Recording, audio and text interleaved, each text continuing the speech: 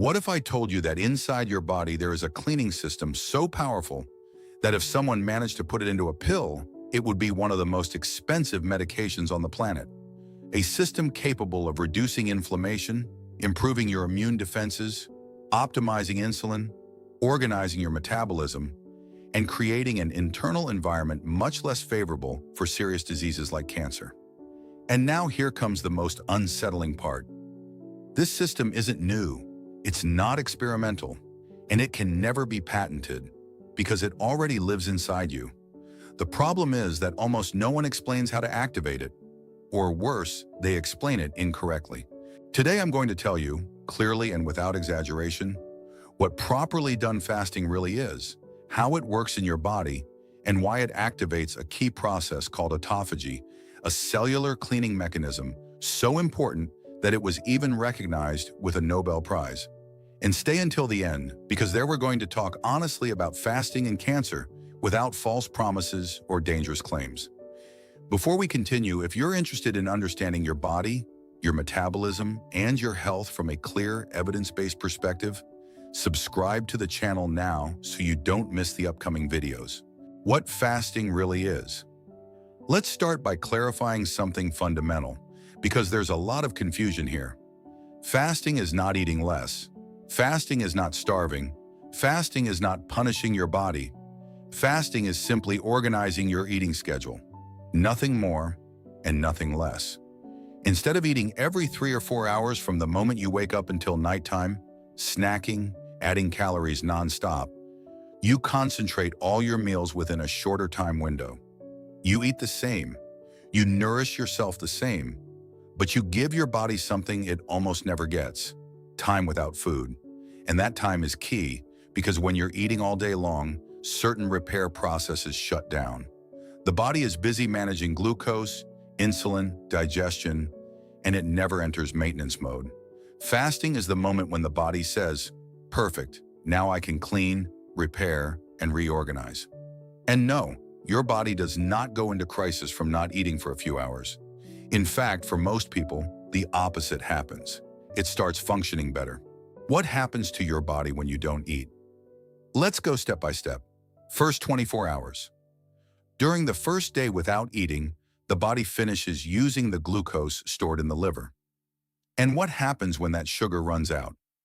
Insulin drops. And this is huge, because many people have had elevated insulin for years without a break.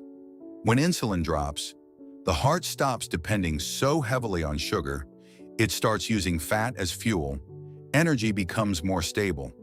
That's why many people notice something curious: less bloating, less fluid retention, and in some cases, even a slight improvement in blood pressure. The body feels lighter, more organized. Second day. By the second day, stored glucose is gone. So metabolism does something brilliant.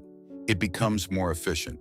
It starts burning fat more intensely, and ketones appear, a much cleaner and more stable fuel for the brain and the heart. This is when many people report greater mental clarity, better concentration, more steady energy, less hunger than expected. And this isn't magic, it's physiology. The body isn't suffering, it's using its resources intelligently. And something key begins to happen. Inflammation decreases even further. And remember this: chronic inflammation is the foundation of many modern diseases. Third day, deep autophagy. Starting on the third day, the star process appears. Autophagy. And no, it's not destruction, it's recycling. The body begins to identify old proteins, damaged cellular structures, defective cells, and it removes them. It's as if a city finally closed traffic to clean the streets, repair buildings, and throw away what no longer works. This process is so important that it almost never happens in modern life, because we almost never stop eating. Fasting, insulin, and cancer. Here we need to speak carefully, but also clearly. When we eat all the time, insulin remains constantly elevated.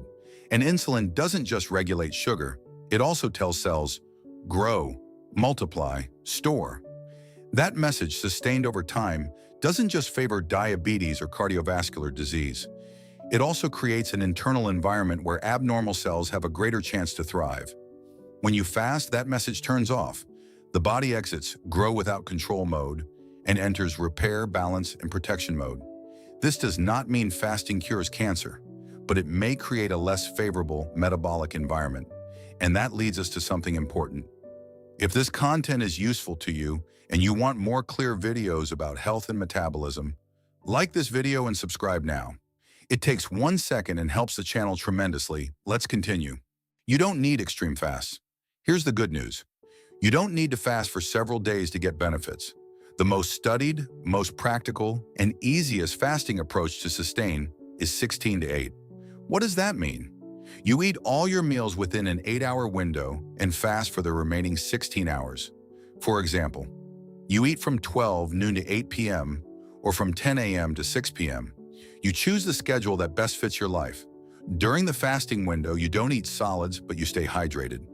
This time is enough to lower insulin and activate cellular cleaning processes. Important.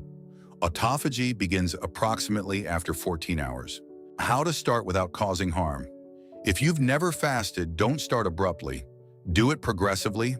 Start with 12 hours, then 14, and only when it feels natural, move to 16. The body adapts, but it shouldn't be forced. You can do it 2 or 3 times per week without a problem. Who should not fast? This is key and needs to be said clearly. Prolonged fasting without supervision is not recommended for people with diabetes who use insulin, people with eating disorders, pregnant or breastfeeding women, people who are underweight or malnourished, people with severe heart disease, people undergoing active cancer treatment. In these cases, fasting without control can be dangerous. Always consult your doctor. What you can drink during fasting. During fasting, you can have water, 2 to 3 liters per day, black coffee without sugar, green tea, simple herbal infusions, chamomile, ginger, cinnamon, water with lemon, no pulp, diluted apple cider vinegar. All of this does not break the fast and may help control hunger. What to eat when breaking the fast. Fasting and then eating ultra-processed food makes no sense. Ideally, choose real food. Vegetables, quality proteins, healthy fats, Greek yogurt, eggs, fish, olive oil. Fasting enhances a healthy diet. It doesn't replace it. Fasting and cancer. Clear, final message. Today, there is early evidence suggesting that short, well-controlled fasts may help as a complement in some oncology treatments. Not as a cure, not as a replacement. In some studies, researchers observed fewer side effects, better treatment tolerance. But this is not for every patient. Many are already at risk of losing weight and strength. In those cases, fasting can be dangerous. It should never be done on your own. Fasting is not a trend. It's not magic. It's not a miracle solution. It's a powerful tool if used with knowledge, prudence, and respect for the body.